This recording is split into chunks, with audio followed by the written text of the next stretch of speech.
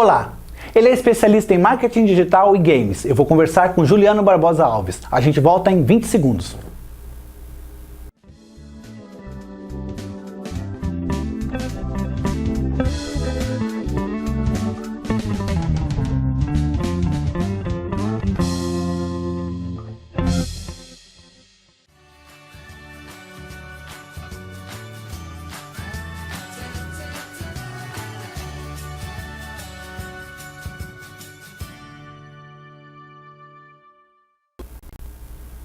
Olá, seja bem-vindo ao Em Contexto, um programa que traz semanalmente entrevistas sobre cultura e entretenimento de literatura, quadrinhos, cinema, TV e cultura pop. E hoje nós vamos conversar sobre storytelling para games, ou seja, criar histórias para jogos de videogame. Então eu trouxe aqui o meu amigo Juliano Barbosa Alves. Tudo bem, Juliano? Tudo ótimo, como vai? Tudo bem. A gente vai começar a conversar, mas antes eu preciso saber de você. Você gosta do Homem-Aranha? Gosto juntamente com todos os outros personagens da Marvel. Então você deve ter achado bonita a minha camiseta, Sim. né? Apesar de você estar com o uniforme do clone dele. Não tem problema. Ganhei essa camiseta aqui, o pessoal do Estúdio Geek me mandou essa camiseta aqui. Ele sempre me manda umas camisetas com umas estampas bem legais. E o Homem-Aranha da Marvel, da Marvel é o herói que eu mais gosto. Da DC é o Batman, né? Sim, Se você não conhece o Estúdio Geek ainda, dá uma olhada nesse vídeo. O Estúdio Geek é um conceito de qualidade em produtos nerds. Todos os itens vendidos em suas lojas físicas e em sua loja virtual são criados em parceria com grandes marcas e estúdios internacionais. O resultado são produtos de alto padrão licenciados oficialmente. Acesse estudiogeek.com.br e conheça esse conceito. Juliano, vamos começar o bate-papo aqui, mas antes eu preciso saber de você, como você começou com essa ideia de querer criar histórias para videogames? Qual que é a sua formação? Como é que foi tudo isso? Isso é interessante porque a gente estava conversando um pouquinho antes, eu sempre fui um viciado por jogos de computador. Eu comecei com o Odyssey, passei por Atari, faz bastante tempo. Eu tô entregando a idade, a barba já tá branca. Você não é do tempo do telejogo, é aquele que ficava assim? Não, eu joguei, mas não era do tempo, eu já tinha passado, pelo menos isso. Mas eu comecei a sempre jogar, e aí gostava muito de jogar computador, e eu gostei depois disso dos jogos de computador a questão de contar histórias. Eu me imergia naquele mundo fantástico dos jogos de computador.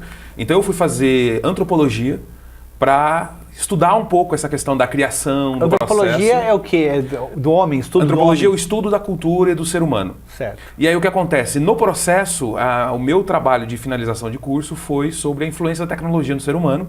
E logo depois eu abri uma empresa de jogos de computador. E eu trabalhei por mais de 12 anos na indústria de jogos de computador aqui no Brasil, ajudando a criar associações nacionais e outros projetos. Por isso que eu comecei a trabalhar com essa área. E depois, em paralelo, além da área de criar jogos de computador, eu comecei a escrever, lancei alguns livros, produzi alguns materiais e aí, consequentemente, eu comecei a unificar as duas coisas que eu gostava muito. Legal. E o que são jogos digitais? Tá, a gente pode diferenciar uma coisa. O jogo, ele é um processo humano. Nós jogamos todo momento. Quando a gente coloca uma roupa bonita e vai fazer vai se colocar perante alguma outra pessoa, você está jogando. Você está se colocando num papel. Então o ato de jogar é normal dentro do ser humano. Aí você tem os jogos de brincadeira. Os jogos de brincadeira são os jogos, por exemplo, de tabuleiro, tipo xadrez, dama, ou os jogos modernos hoje, como o pessoal tem os jogos que evoluíram do War, e aí assim por diante. Os jogos digitais, eles vieram desse meio. A partir dos jogos de cartas, os jogos de dados que a humanidade já usa há muito tempo, você começou a ter os jogos nas novas mídias, nos novos ambientes digitais, que vem a ser a televisão, o computador e os videogames. E o celular também? E o celular também, e os tablets também. Tá. E existe diferença na criação de jogos para cada dispositivo? Atualmente sim, por uma razão específica. Você tem ferramentas diferentes para desenvolver cada lugar. Você tem, por exemplo, determinadas técnicas para poder fazer um jogo de celular por causa do tamanho da tela, por causa do tamanho de memória, um jogo para um tablet, para um computador ou para um videogame. Então você utiliza técnicas diferentes de criar e você também tem públicos diferentes que podem jogar. Por exemplo, no caso dos celulares, você tem muito mais gente que joga jogos casuais, o jogo de passatempo rápido. Aquele da cobrinha, adorava aquele. Pode ser o jogo da cobrinha, como pode ser, por exemplo, os jogos que estão hoje no Facebook, por exemplo, em que o pessoal joga lá e tem os jogos online deles. Agora, nos jogos de computador e nos jogos de videogame, principalmente da nova geração agora, você tem jogos muito mais pesados, que você tem muito mais capacidade gráfica e você faz coisas incríveis, superiores até às vezes do que o próprio cinema. Legal. Agora, uma coisa. Eu não sou muito ligado a videogames, né? Como muitas pessoas, como minha esposa, por exemplo. Um beijo pra Paola, minha esposa. Antigamente, os jogos eram assim. Por exemplo, eu brinquei com o telejogo. O telejogo era uma bolinha que ia para um lado e para o outro e tinha dois negocinhos que você tinha que tipo, rebater. Cada um tinha história aquilo. Da mesma forma, não tinha história um Sonic, não tinha história um Mario. Era o quê? Era salvar a princesinha e acabou. Por que de uns tempos para cá, o storytelling, a criação de histórias para os videogames tem sido tão importantes, tão valorizadas? O ser humano é uma criatura de símbolos. Ela adora criar simbologia e entender todo o universo através da simbologia. Os jogos de computador, eles não são diferentes disso. O primeiro jogo de computador que foi criado lá atrás, ele era um jogo em que você controlava uma navinha, que na realidade era uma pirâmide, que explodia uns negocinhos quadrados que eram asteroides. Na parte de cima da tela do computador, da TV, né? Na realidade, isso era dentro de quase uma tela de um osciloscópio na época, bem antes de ser uma tela de computador. Bem antigo. Ou seja, o que aconteceu? Quando a pessoa criou, ela criou um conceito, ela criou um contexto daquilo. Mesmo o telejogo, mesmo da cobrinha, você tinha, eu tenho uma cobrinha que come alguma coisa, ela cresce, ela não pode comer ela própria. Entendeu? O que remete um pouco, por exemplo, à mitologia do Ouroboros, entre outras ideias. Então, os jogos de computador, apesar de serem mais simples, eles ainda tinham espaço para as pessoas imaginarem o que estava acontecendo. Por exemplo, o Mario. Eu jogava o jogo do Mario, a princesa tinha sido raptada, eu não tinha nenhuma história, mas eu queria saber quem era aquele cogumelo, quem eram aqueles bichinhos. Com a evolução da tecnologia, você foi dando espaço para você poder desenvolver novas histórias. E hoje, atualmente, os jogos de computador, você consegue fazer múltiplas linhas de pensamento, múltiplas linhas de história que convergem no storytelling, que é a experiência do usuário naquele ambiente, naquele conteúdo que é dado para ele consumir. Então, storytelling, o que é exatamente o storytelling? O storytelling é diferente do processo da escrita. A escrita é o ato de você escrever e contar uma história. O storytelling é o ato de você contar a história até antes disso. Quando você pensar em storytelling, ele é o processo mais antigo que a humanidade utilizava para poder transmitir conhecimento. Então, no momento em que você tinha os homens das cavernas correndo pelo meio do mato lá, matando bicho, e eles precisavam trocar informação, no final da noite, quando eles acendiam uma fogueira e começavam a trocar histórias, aquilo ali era storytelling. Era para falar, olha, cuidado com o mamute que matou os 10 últimos guerreiros, olha, a tribo foi devorada. Então, eles colocavam as histórias como forma de você transmitir o conhecimento. O storytelling, ele faz parte disso. E ele é essencial hoje em N áreas que a gente tem de comunicação, como propaganda e marketing, jogos de computador, entre todas as formas de comunicação, porque você não pode ter simplesmente um roteiro seco. Você tem que ter uma história que envolve a pessoa e que faz parte da vida da pessoa. E que faz parte... Você faz a pessoa sentir certas coisas. Eu me lembro que naquele American Idol da Inglaterra, eu esqueci o nome daquela... lembrei, Susan Boyle. Uhum. Quando aquela mulher entrou no palco, ela entrou com roupas velhas, contou aquela história de que nunca tinha morado com a mãe durante toda a vida, nunca tinha beijado na boca, essas coisas todas. Ela contou. Então o pessoal começou a, digamos assim, ter aquele sentimento de essa mulher é doida. Não é nada, não Quando vai ela conseguir. abriu a boca e soltou aquilo, tudo, aquele vozeirão e tal, todo mundo ficou de boca aberta mesmo, né? E aquilo é storytelling, tudo aquilo foi produzido por um produtor, aquele produtor do programa. Ele queria que as pessoas tivessem aquele tipo de sensação. Aquela impressão. Era um plot twist, né? Vamos colocar uma pessoa que você não dá nada, de repente ela, como você colocou, bota o uniforme e sai como Homem-Aranha salvando as coisas. Então é essa mudança que acontece e o storytelling tem essa capacidade de nos envolver. E é importantíssimo a gente refletir sobre isso quando a gente estiver produzindo qualquer material digital ou impresso. E qual que é o papel do escritor nos jogos? Hoje existe o processo de criação de jogos, ele trabalha com muita documentação. Apesar das pessoas que não conhecem, às vezes falam, não, é produção de joguinho. Não é. Os jogos de computador desde 2003 para cá já ultrapassaram o mercado de cinema norte-americano. Nossa! E é o maior mercado de consumo hoje mundial. E o papel do escritor, ele está ligado muito ao papel do game designer, que é a pessoa que cria o jogo, que cria o envolvimento do usuário no ato de jogar. Ou seja, quando um game designer vai criar a regra do jogo, a jogabilidade, por exemplo, você vai ter que trabalhar juntamente com um escritor, com um roteirista, que vai criar todo o processo de envolvimento exatamente para, vamos colocar aqui um personagem que não dá nada, que de repente vai virar o vilão do filme, ou vamos colocar aqui uma situação que não acontece nada, o carro está passeando feliz e contente num bairro vazio e de repente um ônibus atinge ele do ângulo de câmera que ninguém esperava. Então, isso é um processo que o storytelling tem que ser feito juntamente do escritor com o game designer. Me fala uma coisa. O que é mais importante num jogo de videogame? A história, ou seja, o storytelling, ou a jogabilidade? Essa é uma discussão que vem sendo feita por diversos produtores ao longo dos anos. Isso é bem interessante. Uma coisa que a gente tem visto é, lá no passado, quando a gente tinha poucos gráficos, você tinha muito mais história. Você tinha que envolver. Né? O pessoal que já jogou vai lembrar, por exemplo, do Zelda. O Zelda tinha todo um pano de fundo, de história, e o gráfico era super simples. Os primeiros Final Fantasy, a mesma coisa. Por quê? Porque a história era a base para a pessoa poder entrar naquela simbologia e jogar aquele game mais simples. Agora, com a evolução da tecnologia dos gráficos, você começou a ter uma ascensão cada vez maior da jogabilidade dos gráficos e menos de história. Tanto é que você tem alguns jogos hoje que são extremamente lindos, mas a história é pífia. Você não tem nenhum processo de imersão do personagem, de interação com o usuário. A pessoa nem sente nada quando ela joga. Ela simplesmente joga para fazer um desafio. Pensando nisso, as duas coisas são importantes. Hoje, encontrar o equilíbrio entre jogabilidade e storytelling é essencial para você poder ter realmente um jogo bom. Na realidade, encontrar o equilíbrio entre jogabilidade e história, gerando assim um storytelling, que é a pessoa poder imergir ainda mais naquela história e vivenciar isso.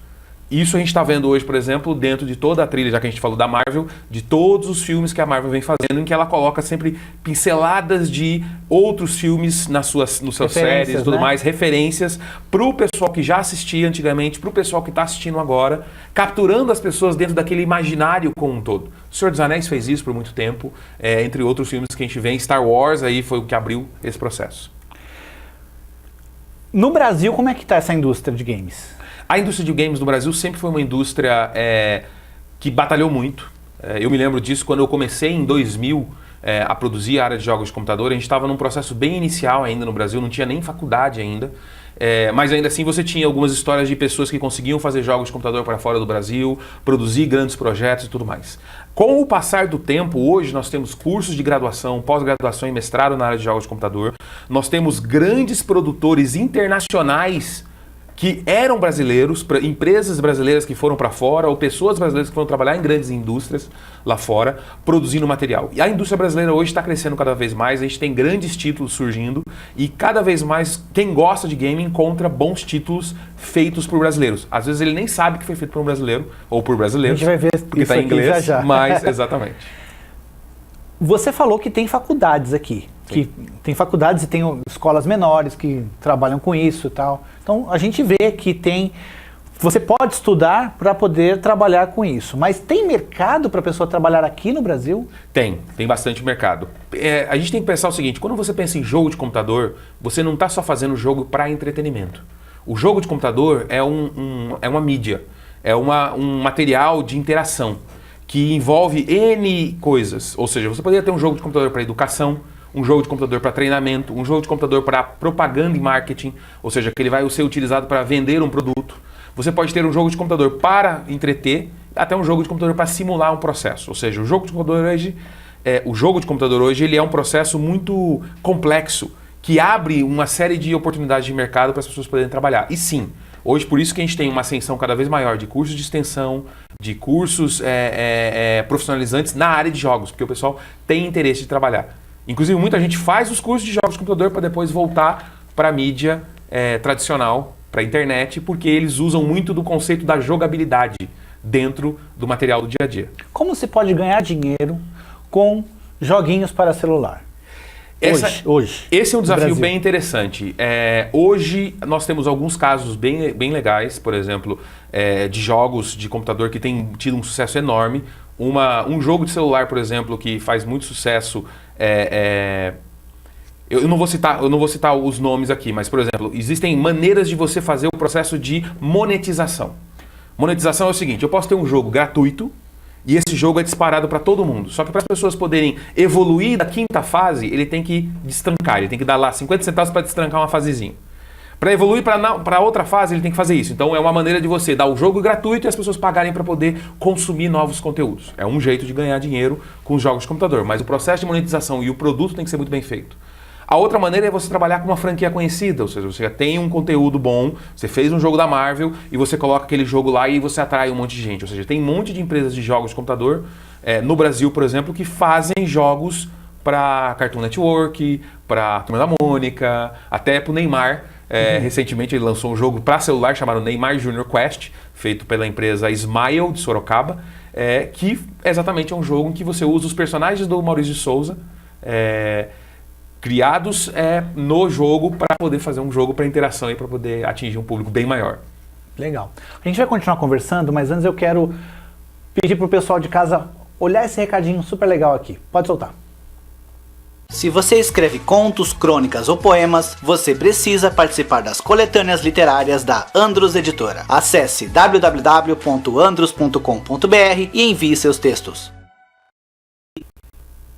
Pessoal, nós recebemos vários e vários livros para a Galeria do Em Contexto. Eu queria que vocês dessem uma olhadinha aqui nesses títulos bacanas. Pode soltar.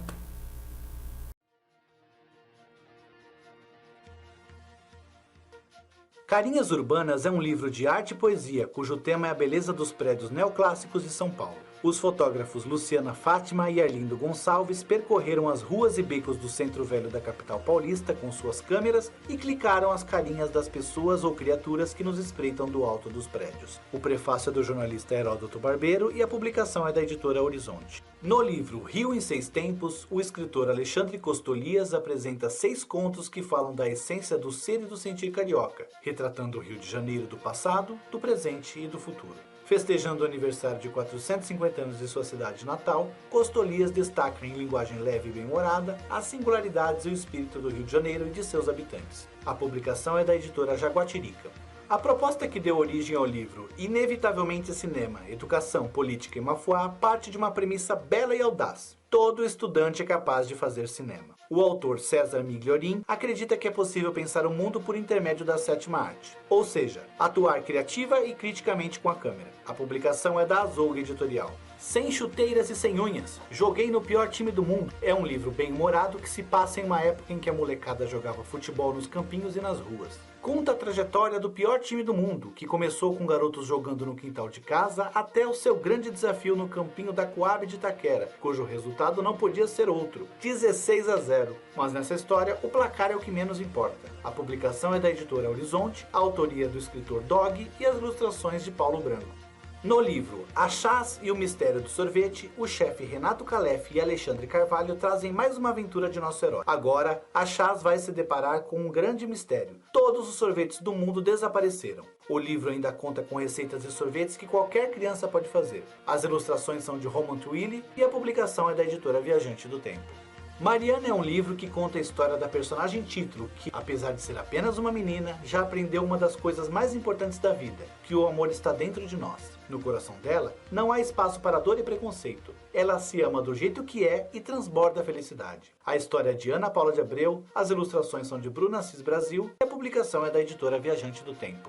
Se você quer ver o seu livro ou memorabilia nerd na Galeria do Em Contexto, basta enviar para Programa Em Contexto, Caixa Postal 80846, São Paulo, capital. O CEP é 03613-970, aos cuidados do setor de conteúdo.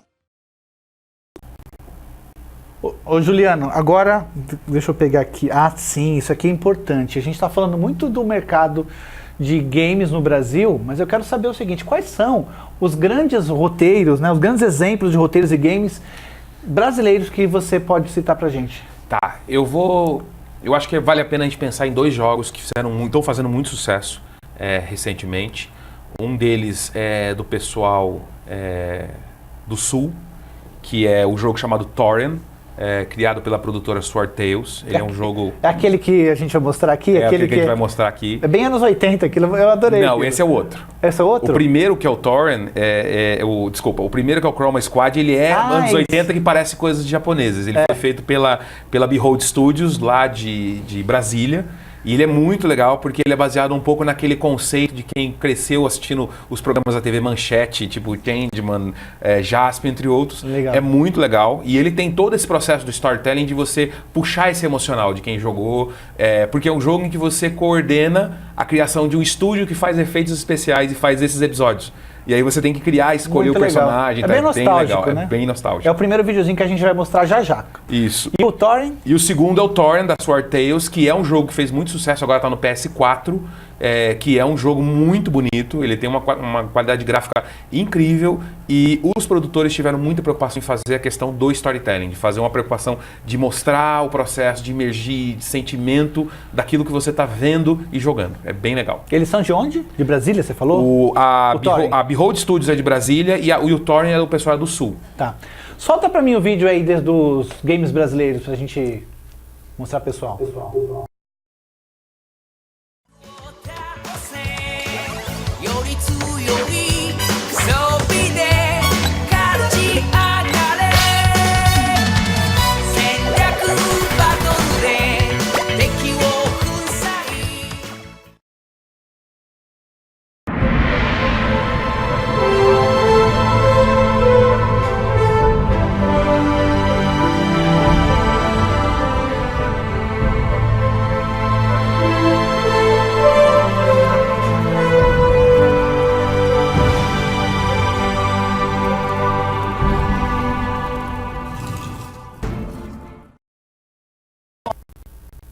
Legal, né? Bacana, cara. É aquilo que a gente tava falando. O primeiro, ele não tem um gráfico, né? É até proposital que não seja, Sim. que não tenha aqueles gráficos. É tudo Pixelado. Pixelado. Isso. Eu quase que não ia sair essa palavra. E o outro não, o outro é fantástica. As imagens e tal. Me fala um pouco desse segundo aí.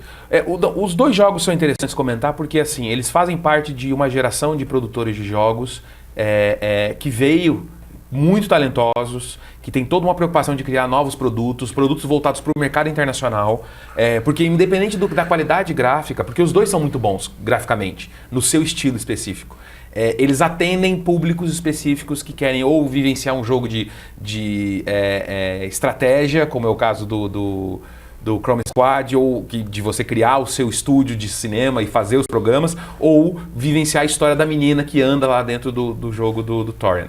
Então, são jogos muito bem feitos, criados por produtores nacionais e que mostram realmente a capacidade que o brasileiro tem hoje de criar boas histórias através dessas novas mídias. E isso é uma coisa que eu fico muito orgulhoso, porque quando eu comecei lá em 2000, a gente ainda tinha pouca coisa acontecendo no Brasil. E hoje, cada vez mais, a gente vê novos produtores, novas empresas criando projetos maravilhosos como esse. Tá, você falou que tem vários lugares que fornecem cursos aí. Isso. Universidades, escolas e tal. Que tipo de equipamento é utilizado para fazer isso? Vamos imaginar, se você for trabalhar na área de design de jogos, você vai trabalhar muito como um designer gráfico, ou seja, você vai ter que ter um computador, poderia ter por exemplo, modelagem, se você fosse trabalhar com modelagem 3D, um software de modelagem 3D, se for trabalhar com a parte de textura e imagens, um Photoshop, um CorelDRAW, por exemplo, para criar esse material. Mas também tem gente que faz, por exemplo, animações tradicionais, frame por frame, desenho a desenho, para depois utilizar. Tem pessoas que fazem o processo todo de gravação de vídeo. A parte dos escritores todos, aí entra o tradicional mesmo, tem que escrever e criar dentro do editor para depois transformar isso e colocar esse roteiro dentro do Design Bible, que é o documento base para criar um jogo de computador. E aí você tem todo o cabedal de tecnologias dos programadores, porque daí você tem software desde mais simples que vão fazer um processo gráfico, a softwares bem mais complexos, as engines gráficas que você vai poder desenvolver, por exemplo, gravidade, você vai desenvolver movimento de água, movimento de roupa, cabelo, e aí você vai ter que controlar tudo isso e depois fazer todo o processo como se fosse exatamente um processo de criação de um filme, porque você vai ter cenas, você vai ter fases, você vai ter ângulos, você vai ter toda uma preocupação em volta, que aí o game designer, o escritor e todos os produtores vão ter que estar preocupados em fazer o projeto dar certo lá no final. Lá no Livros em Pauta, você fez uma palestra, inclusive, sobre o que a gente está conversando aqui. Isso. E um outro professor da escola, acho que era Head Zero, sei lá como é que vocês querem falar aí. Ele foi falar sobre modelagem de personagens usando o Kinect. Você conhece essa técnica? O Kinect é uma tecnologia feita pela Microsoft, que ele faz a captura do torso e do movimento que você utiliza.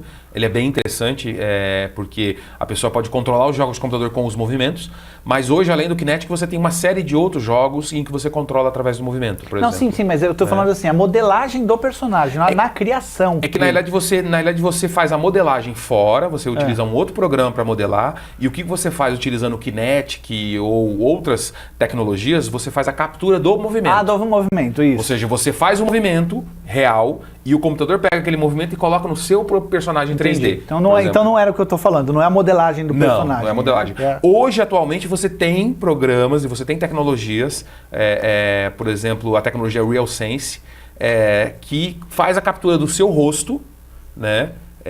E aí você coloca ele dentro de um jogo de computador. Então ele mescla o seu rosto e coloca dentro lá em que você vai ver você como personagem, por exemplo.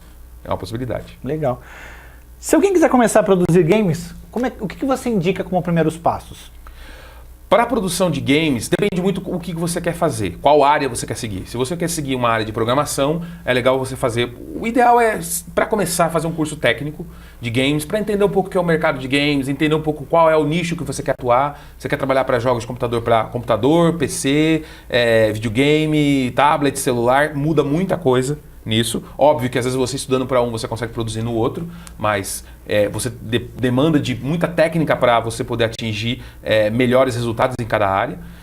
Depois disso eu indicaria dos cursos técnicos, você começar a fazer um curso de graduação em jogos. Você tem curso de graduação em programação de jogos, curso de graduação em design de jogos e a parte de roteiro de jogos não tem, mas ele está mesclado à área de design de jogos, né, de game design, e tem cursos de extensão. E aí os cursos de extensão acabam adaptando essas técnicas para o mercado de games. Ou seja, tem muita gente que fez letras, que tem uma capacidade de criar roteiros, e esses roteiros depois foram aproveitados para a mídia, que são os jogos de computador. Para videogame é diferente eu criar uma história para um videogame do que criar uma história para um livro? O que tem de diferença ali?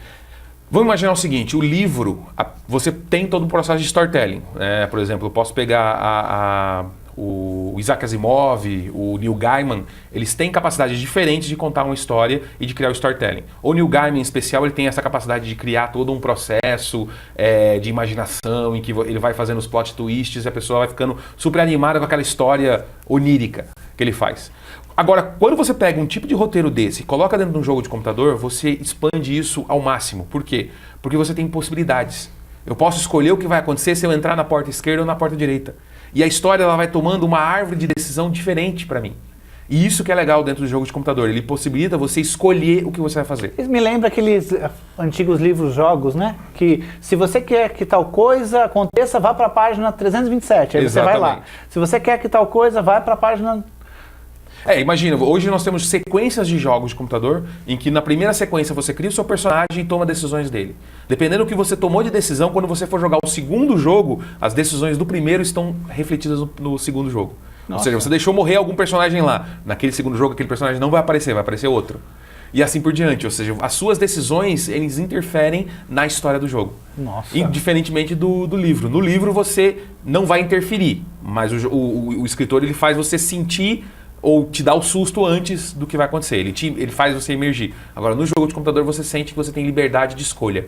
Tanto é que tem muitos jogos famosos hoje que eles utilizam um conceito chamado sandbox, que é o conceito em que você pode explorar e fazer o que você quiser. Um jogo muito famoso que tem um gráfico relacionado, considerado simples, é o Minecraft. No Minecraft, você aparece sozinho no meio do mato, e aí você tem que fazer o que você quiser. Eu quero construir uma cidade, beleza. Eu quero explorar uma caverna, beleza. Eu quero fazer uma vila, ok. Eu quero esperar a noite chegar para ficar matando zumbi, sem problema nenhum. Ele te dá a liberdade, não tem história, mas você cria a sua própria história. E isso é legal, porque aí você é o mestre da sua própria história. E aí tem outros jogos mais complexos em que você vai interferindo no processo. Por exemplo, tem jogos que usam a franquia do Senhor dos Anéis, em que você interfere nas decisões paralelas ao filme. Ou seja, aquela batalha o Frodo ganhou, ok, mas essa outra aqui, você que tem que lutar. O que vai acontecer? Entendi. Então é bem legal. Qual que é o nome do curso da faculdade para a pessoa fazer? Aí existem vários. Ele pode procurar cursos de programação em jogos de computador, tem curso de game design em jogos, tem cursos de extensão na área. O ideal é que ele procure no Facebook cursos produção de jogos de computador, ele vai achar muita coisa. Uma referência que eu dou muito boa para procurar é entrar no site da Abra Games. Abra Games, coloca o site aqui, por favor. Não, isso. Abra Games, isso. O site da Abra Games, a Abra Games é a Associação Nacional dos Produtores de Jogos de Computador do Brasil. As grandes empresas do Brasil hoje fazem parte da Abra Games e lá você tem vários parceiros da área de universidades e cursos que fazem e dão apoio na área de jogos de computador. Lá é um ótimo caminho para você poder conhecer o que existe de melhor das empresas e o que existe de melhores parceiros para você poder começar essa carreira. Eu vou fazer a última pergunta para você, mas coloca o site dele, Criador de Mundos, que é o site do Juliano, isso, deixa aí na tela, eu vou fazer uma pergunta para você. Claro. Fiz um curso desse no Brasil, fiz um curso, me especializei, fiz até 1 ou 2 cursos, que seja, me especializei, estou pronto, fico no Brasil, vou para fora, qual a melhor oportunidade? Isso é ótimo também para você pensar. Eu já vi os dois casos. Eu já vi gente que veio, que se formou no Brasil, foi para fora e não voltou, tá lá trabalhando até hoje. Eu já vi gente que foi fazer curso lá fora, voltou e está trabalhando no Brasil, fez o curso lá fora e está trabalhando no Brasil. Eu já vi gente que fez as duas coisas, foi para fora, treinou, aprendeu um monte de coisa e trouxe para cá e continuou trabalhando aqui. Ou seja, depende muito da sua carreira, depende muito das oportunidades que você conseguir abrir dentro desse mercado, porque é um mercado muito grande. Hoje você falar assim, eu vou para fora, um lugar ótimo para você poder ir, que tem um monte de oportunidade, é o Canadá. O Canadá dá um monte de apoio para essa área de jogos de computador para começar. Mas eu não gosto de frio, então eu vou para, vou para Alemanha. Tudo bem, você fala alemão, lá tem um ambiente legal para você fazer jogos de computador. Talvez você vá muito mais para a área de jogos de tabuleiro, porque lá é muito famoso, do que jogos de computador, mas é um ambiente. Agora tem gente que vai para o Japão, que vai produzir jogos de computador lá no Japão, porque lá tem todo um ambiente diferente para produção. O legal da área de escrever e do storytelling é que você leva um pouco da sua cultura. Então, quando você leva essa cultura brasileira para fora, você tem uma coisa diferente para poder oferecer. Entendi.